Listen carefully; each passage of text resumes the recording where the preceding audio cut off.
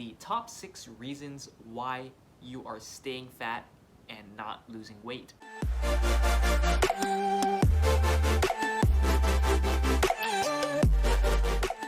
Alright, what is up guys? Austin here and welcome back to another video, and today I'm going to be going over the top 6 reasons why you are staying fat and not losing weight. So there are a ton of reasons why you aren't losing weight, but the most common one is you're not in a calorie deficit.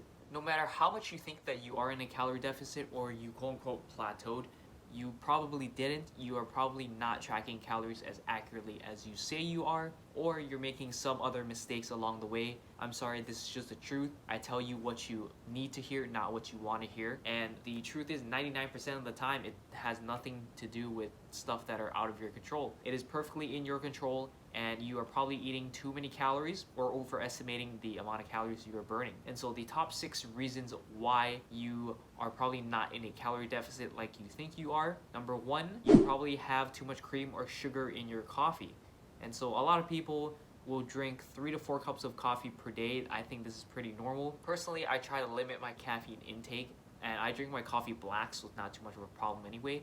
But I know people who drink a few cups of coffees throughout the day, and if you add some cream, add some sugar in each cup, a little bit adds up a long way, especially when you're drinking 3 to 4 cups, and this adds up to hundreds and hundreds of calories. And so over the course of weeks, months, years, you add thousands and thousands of calories into your intake and you don't even know it. And this results in not being able to either lose weight or even gaining weight. So definitely limit your intake of cream and sugar in your coffee. Personally, I like drinking my coffee black. I think you can't really claim to be a coffee lover if you don't drink it black, because if you're adding so much cream and sugar into there that it barely tastes like coffee, then I think you're just drinking cream and sugar. You're not really drinking coffee at all. But that's just my personal point of view. Just know that your cream and sugar counts, and you can't just add a ton of it into your coffee and expect not to hinder your goals of weight loss. Number 2, you are probably overeating on quote-unquote healthy food. And the reason why I say quote-unquote healthy food is because these foods are inherently healthy, like lots of nuts, nut butters, avocados, just calorie-dense healthy foods.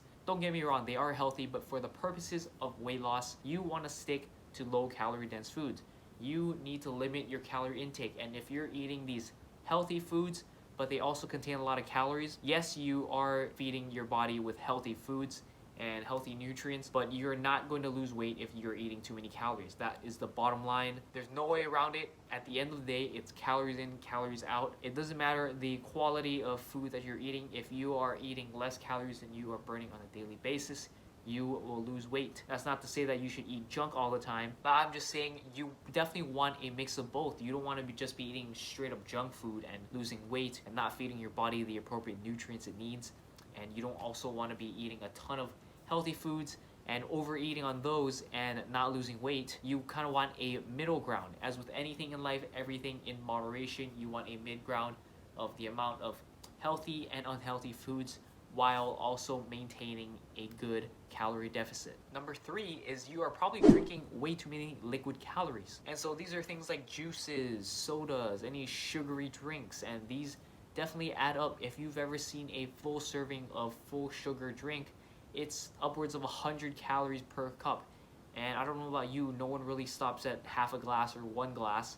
People have a few glasses a day, and again, these are hundreds and hundreds of calories per day, which adds up to thousands per week, per month, per year, and this can definitely halt your weight loss, or even worse, reverse it and cause you to gain some weight. So definitely pay attention to sugary beverages or just full sugar drinks. A good way to limit this intake is to substitute it for diet versions or low calorie version, or just drink water or sparkling water or 0 calorie beverages. But that being said, it's unrealistic to just be drinking bland water all the time. Sometimes we find that a bit boring. Sometimes we want something a bit more sweet, something to curb our sweet tooth or just to taste good, because food and drink should be enjoyable and you should enjoy the experience of drinking and eating and not just do it for a certain purpose. That is why I highly encourage you drink diet versions or low calorie versions, because although they don't taste the exact same, they taste pretty damn close.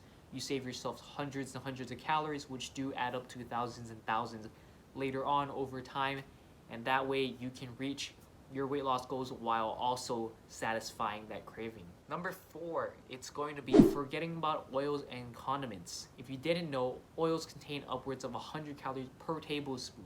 That's right, per tablespoon. That's like this much, like just about the serving size here. That's about a tablespoon. And if you've ever seen a tablespoon, that's how much oil it is. It's obviously not that much, and you can easily use a few tablespoons every time you cook, and this again adds up to hundreds and hundreds and thousands of calories. On the other hand, we have condiments. Let's be real here, we use several servings of what it says on the packaging.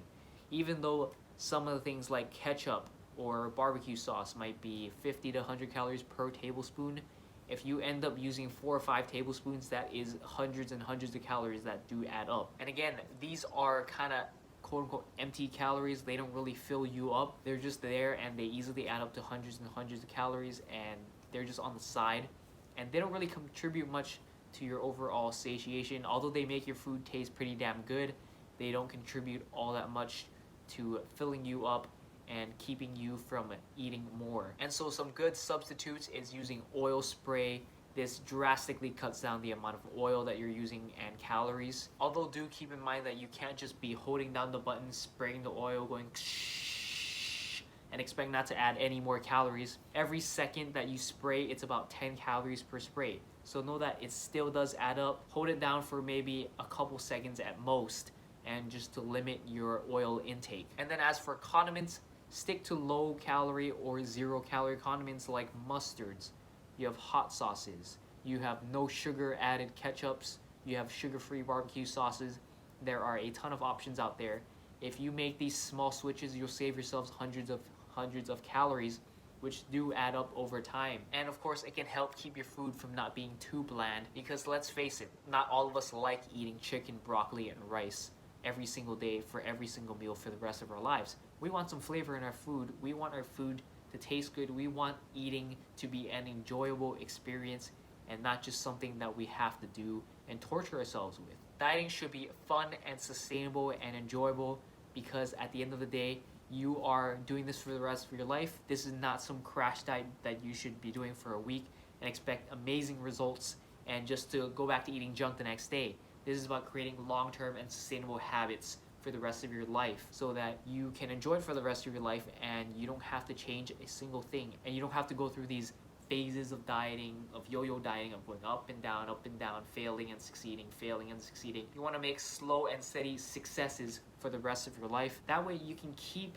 the weight off, you can be successful for the rest of your life, and not just for a short period of time and gaining all that weight back. And the 5th reason that people are not in a calorie deficit is inaccurately tracking food. I cannot tell you how many times that people underestimate how many calories they eat on a daily basis. Most people think, I'm not eating that much, but really they are overeating hundreds and hundreds of calories, which again do add up to thousands and thousands.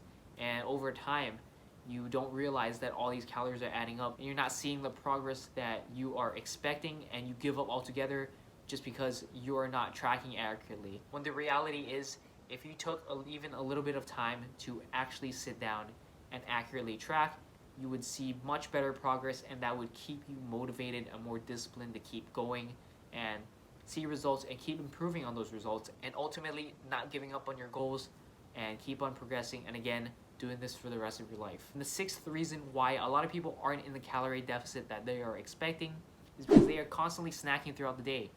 People take a few bites here and there.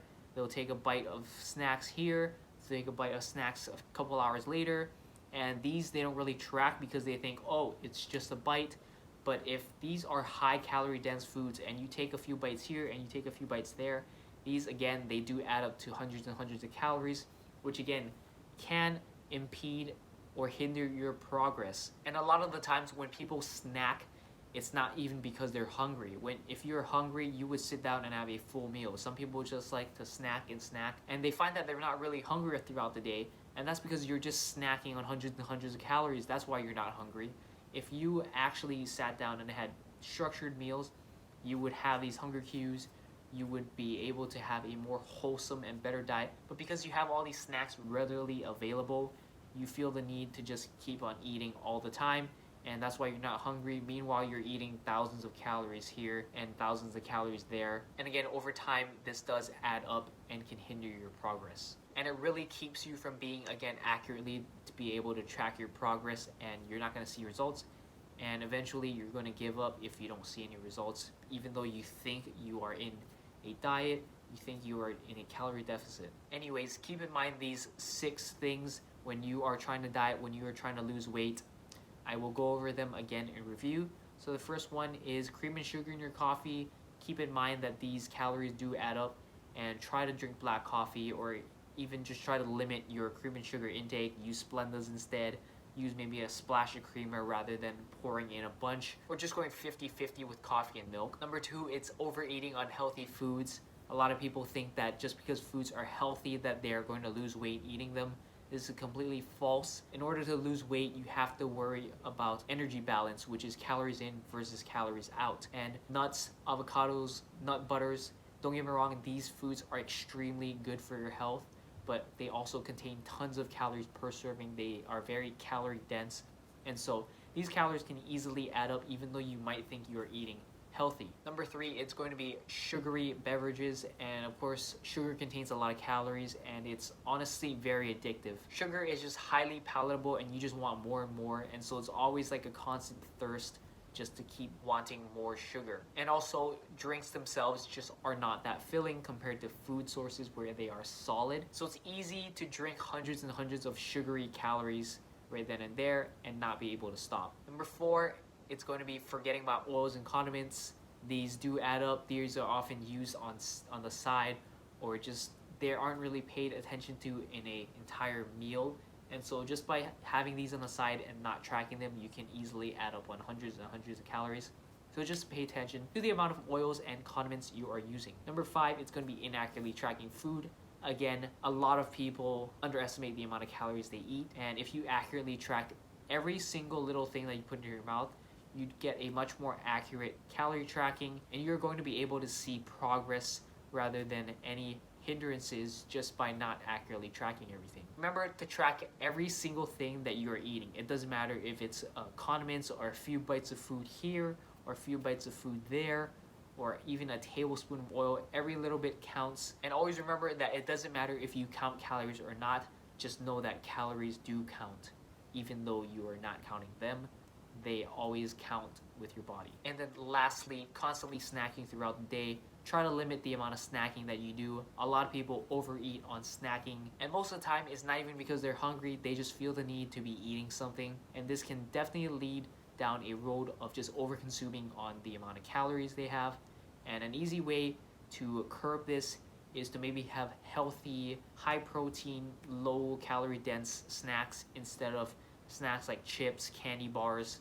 Just snacking on things that are low calories. It can help give you the sensation of snacking but without all the calories. Or even better, eliminate all snacking together and actually sit down and have full-sized meals with a lot of protein, veggies, and just filling foods. That way you will actually feel full and satiated after your meals and limit the amount of snacking that you do. Anyways, I hope these 6 tips help you guys reevaluate if you're in a calorie deficit or not. Hope these tips helped you to apply something to your everyday life. Subscribe for more, and I will see you guys in the next one.